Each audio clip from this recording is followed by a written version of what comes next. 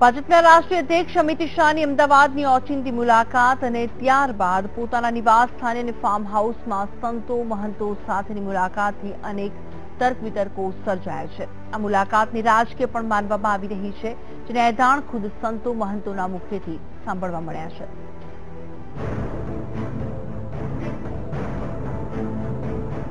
ગુજરાત વિધાનસભાની ચૂંટણી જેમ જેમ નજીક આવી રહી છે તેમ સત્તાપક્ષ અને વિપક્ષ પોતાનો પાયો મજબૂત કરવામાં લાગી ગયું છે અને કયા પાસાને પકડવાથી પોતાની વોટ બેંક મજબૂત થશે તે દિશામાં પગરવ માંડ્યા છે।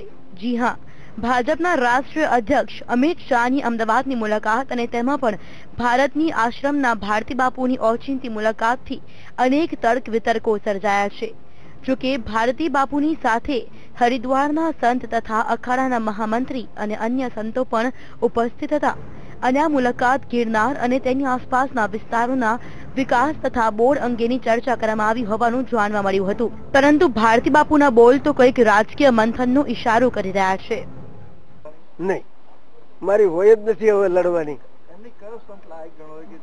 ના, એવું નામ નહીં આપી શકું, કારણ એ બહુ ખોટું લાગે, બરાબર। પણ કોઈ પણ સાધુ સંતો આવે અને સત્તાને પચાવી શકે અને સર્વનો વિકાસ કરી શકે એવા કોઈ સાધુ આવે એવું હું ઈચ્છું છું। મહત્વનું છે કે ભારતી બાપુની મુલાકાત બાદ અમિત શાહે એક ખાનગી ફાર્મ હાઉસમાં અન્ય સંતો સાથે બેઠક કરી હતી, જેમાં સ્વામી પરમાનંદજી, સ્વામી અવધેશાનંદજી સહિતના સાધુ સંતો ઉપસ્થિત રહ્યા હતા। આ એ જ સ્વામી પરમાનંદજી છે જેમણે લોકસભાની ચૂંટણી પહેલા નરેન્દ્ર મોદીને પ્રધાનમંત્રી બનાવવા સાધુ સંતોનું સંમેલન યોજ્યું હતું।